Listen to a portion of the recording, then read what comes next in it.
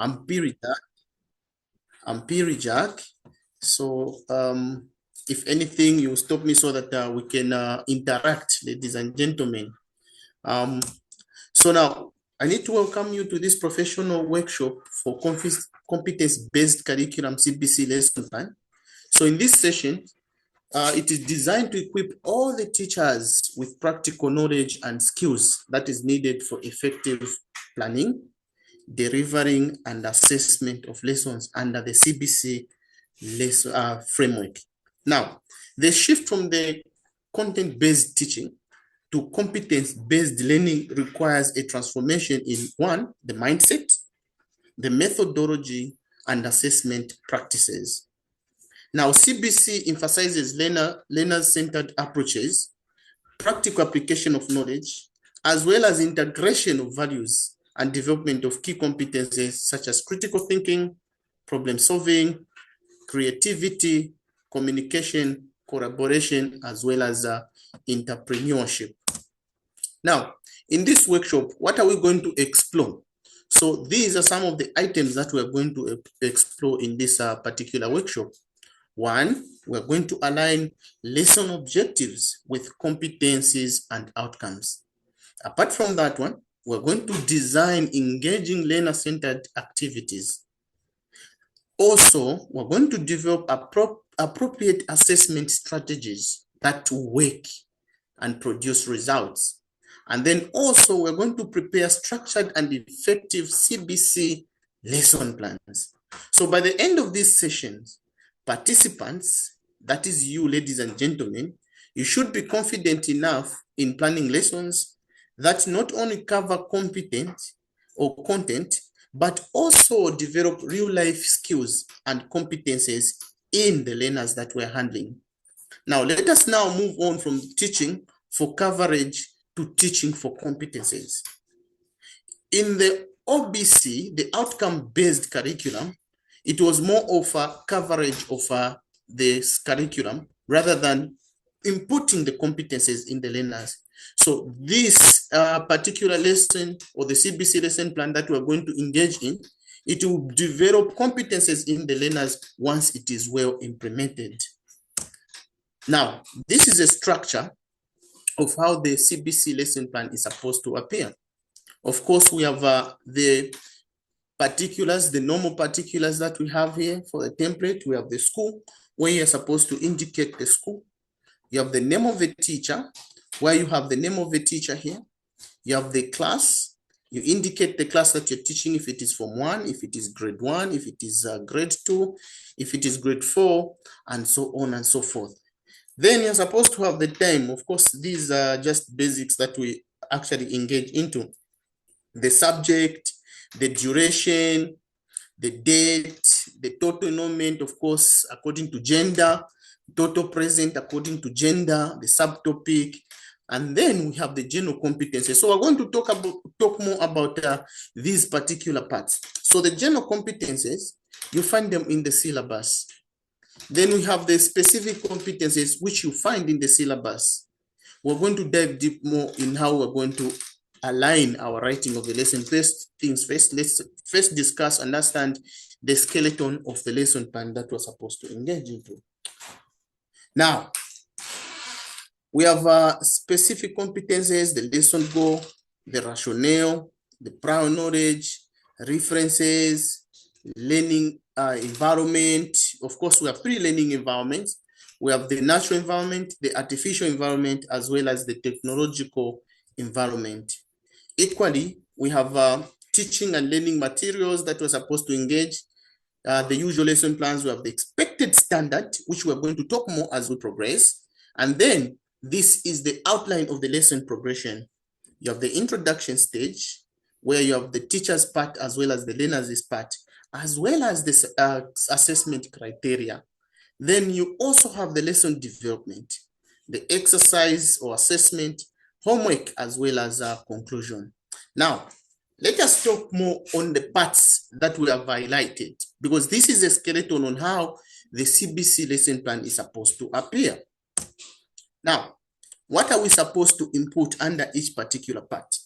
we have the school. Of course, these are basics. You can indicate the school name of the teacher, duration class, total enrollment, time, subject, topic. Now, so we'll start from the topic point of view. Now, how is the topic supposed to be indicated? So this must come from the syllabus with its serial number. So I urge you, or I invite all of you to open any syllabus, because the good part about the CBC lesson plan, it caters across all subjects. It doesn't matter if you're handling grade 1, if you're handling grade 2, grade 4, or Form 1 or Form 2. They all possess the same particular parts. So I urge you, or I invite all of you to actually open your syllabus and then just look at any topic that you're handling currently. So now with me here, I have a syllabus for, let me just pick one so that, okay, fine. So let me just pick a lower primary syllabus. So for now, I'll pick a lower primary syllabus. So if I'm teaching, for example, let me just go straight to page, let me go to page, for those that have a lower primary syllabus, let me go to grade, which grade should I pick so that it covers across?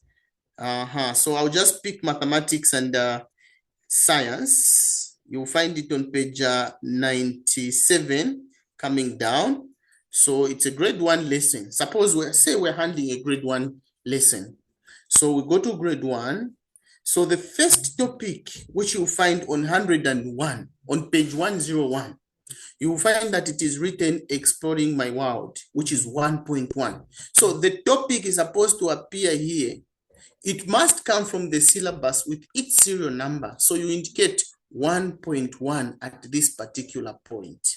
1.1, Exploring Our World. So depending on the topic or the subject that you are teaching, you will find that it appears there. Now, if it is a Form 1 lesson, again, you still pick the same way it's appearing. It will appear 1.1. If it's the first topic for Form 1, you indicate here under topic. Then you have the subtopic. Now, what are we supposed to do? What are we supposed to write under subtopic? So in the OBC, like for some of us that are coming from the OBC way of teaching, we usually used to call this one as a subtopic, the same way it's appearing here. So you still indicate. So the subtopic, you still find it in the next column in your syllabus, the CBC syllabus. Any CBC syllabus, it will be in column 2. It will be indicated subtopic with a code. So from the look of the syllabus that I'm using a 1.1.1. So which is grouping things. So this is mathematics, grade 1 mathematics and science. So you pick exactly the way it's appearing. You indicate 1.1.1 grouping things here under subtopic. So this must come from the syllabus with its serial number. Then you check out the general competencies. Ladies and gentlemen, you do not need to beat about the bush. When we talk about general competence, here we simply need the competencies that are given in each and every syllabus. So where do we find these general competencies? For any syllabus, before a topic is indicated, you are going to find general competencies there. They're actually written key competencies to be developed in the learners.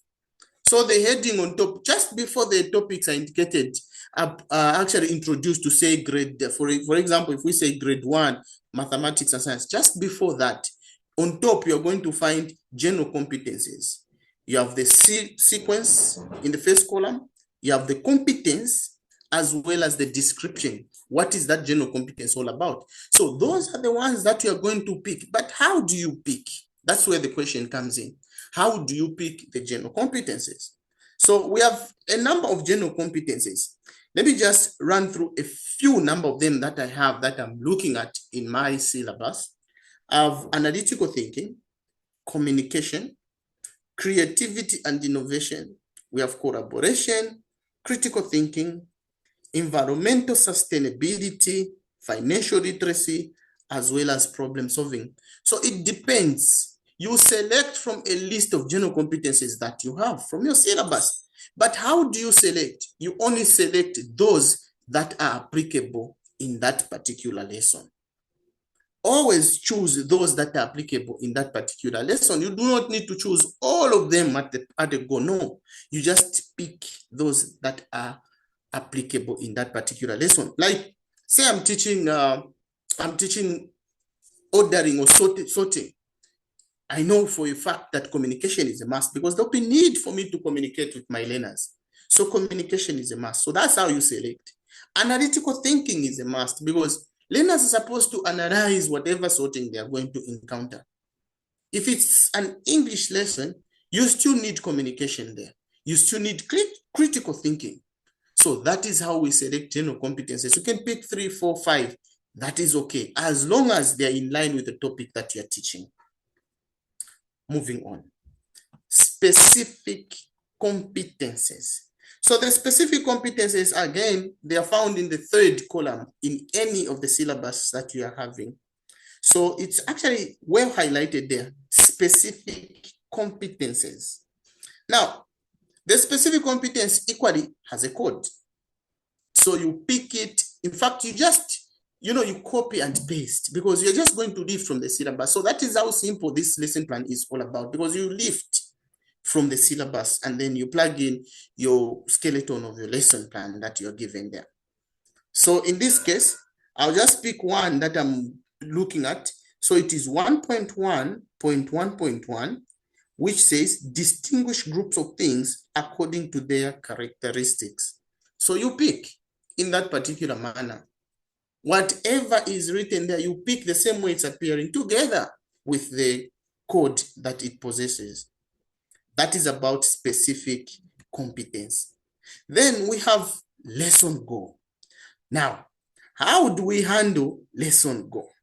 How do we handle lesson goal? Many other times where people have had challenges with lesson goal here and there. So what is this lesson goal that we're talking about? What is this lesson goal?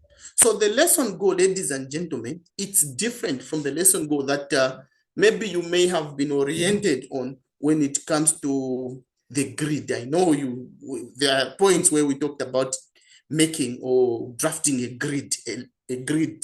So that the lesson goal that you use in a grid is totally different from the lesson goal that you're going to use here in the lesson. So this is what learners should be able to do as a result of the lesson, the exact lesson that you are trying to prepare, that you are preparing. So this goal must be SMART. I know you still remember SMART goals. So what do we mean when we say the goal must be SMART?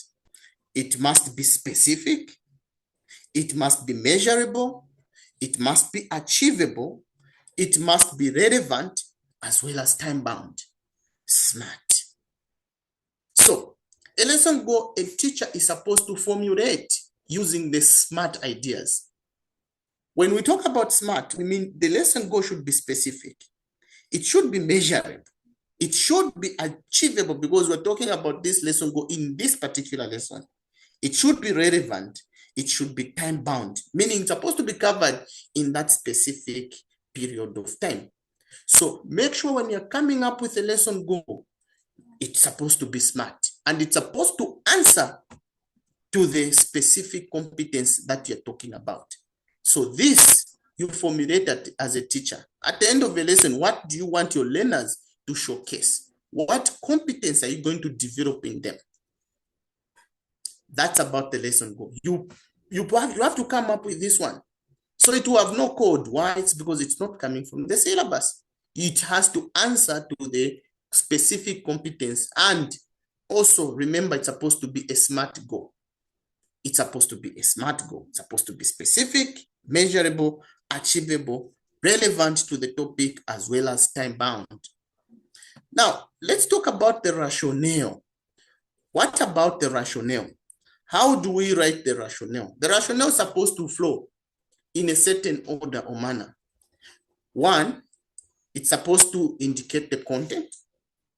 It's supposed to indicate the value. It's supposed to indicate the methodology as well as the position. As long as it answers these 4 areas, then your rationale is It's very well done. So let me give you an example of a rationale that we may actually come up with.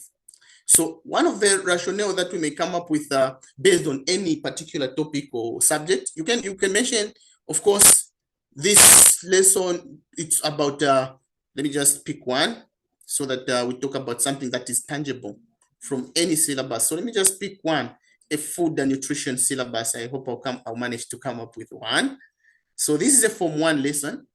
The first lesson, it's about kitchen and food laboratory. It's about the types of kitchen, design different types of kitchens. Okay, fine. Now, when we talk about the rationale, so this lesson will talk about the types of kitchen. That's about content. So what position is it going to hold?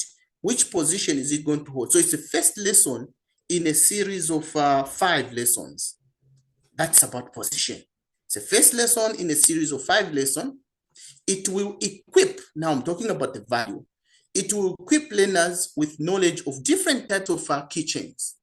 Then the methods that are going to be employed in this lesson will include maybe demonstration, discussion, brainstorming, or maybe practical skills like say, and also maybe we may use, maybe you give them an assignment. So talk about the methodologies that you're going to use.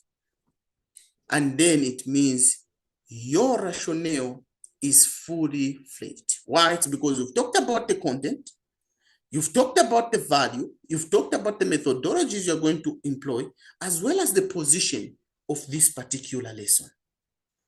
Now, we move on. What about prior knowledge? What do you need to write under prior knowledge?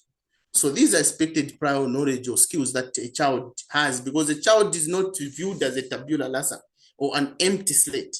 A child will have knowledge from home. So you indicate this is a child already knows, maybe if you're talking about sorting, children already have ideas of different materials from their environment. That is prior knowledge. Then references. References, the same references we've been doing since we started planning lessons. Even the OBC lesson plan has a part for references. It's the same. So here, what is not supposed to miss out is the syllabus, because most of the ideas that you've picked, starting from the topic and the subtopic, the competencies, specific competencies, the general competencies, came from the syllabus. So a syllabus is a must, and any other source of information that you may have used. We move on. Learning environment. So learning environments are divided into 3 categories. You have the natural environment, you have the artificial environment, as well as the technological environment.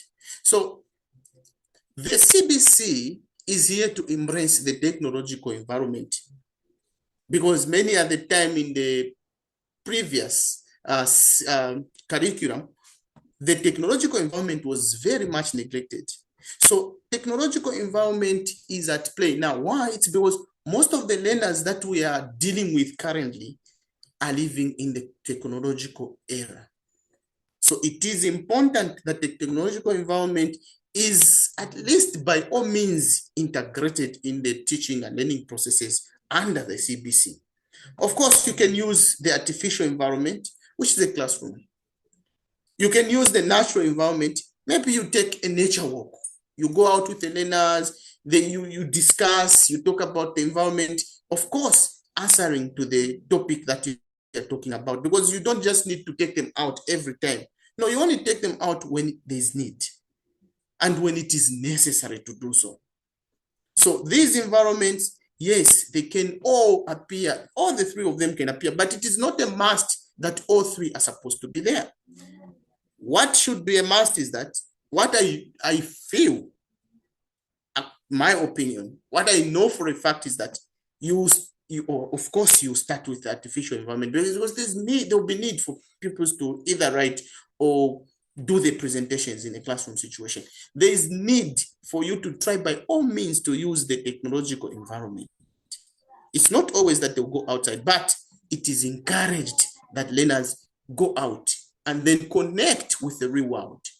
Hence, the natural environment coming into play. So the CBC lesson plan requires us as teachers, as educators, to be creative, so that if we can incorporate all the three, even better. Because at the end of the day, who's supposed to benefit? The learner. So whilst you are preparing these lesson plans, let's look at the learners. Let's see which environment will best suit our lesson. But once again, the technological environment should be a must, because these learners we're dealing with, they are computer literate. Moving on, teaching and learning materials. Which materials have aided you in, will aid you in the implementation stage of your lesson, in the development stage of your lesson? So those are the things that you're going to indicate here. If it's a puppet, you indicate a puppet. If it is a tangible object, you indicate what type of tangible objects are you going to use there. So you indicate them under the teaching and learning materials. Then we have this next part, which is a expected standard. So the expected standard must come from the syllabus as it is. So where do we get it? It's in the syllabus. Each and every syllabus that you have has a column for expected standard. It's actually the last column in all your syllabuses that you're holding. It's the last column. You are going to find it's even written expected standard. So just pick it the same way it is, and then you just plug it there. That's how simple the CBC lesson plan is. Moving on. Then we come to the skeleton now. What are we supposed to feed inside there? Introduction. The introduction is a stage of learner engagement. You need to capture learners' interest and spark curiosity. So what is the role of you as a teacher during this particular stage? Act as a facilitator. Be a facilitator. At this inquiry-based discussion, use provocative prompts such as questions. Use questions, or you can use a video, because remember, we are trying to capture the learners' attention. So these learners, because these are computer literate people, all you are going to do to capture their attention is to use a video. Most of the time, a video works best. But if you have planned a video to be used here at the development stage, the lesson development, all is well. Use other ways to ensure that the interest of the learners is captured. Learners are supposed to be at the pivotal point of the teaching and learning processes under the CBC. Then what are they supposed to do here? They may observe, they will explore, they will share prior knowledge, of course, the knowledge that they come with from home, because you have used, remember, you have used provocative prompts such as questions. Initial responses and ideas on concepts are supposed to be given at this particular point.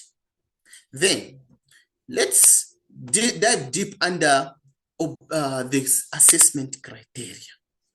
So here, where you have the assessment criteria, ladies and gentlemen, there are two types of assessment criteria that we may use. It's either we're going to use formative or we can use summative. So most of the times, the one that is most ideal is a formative assessment.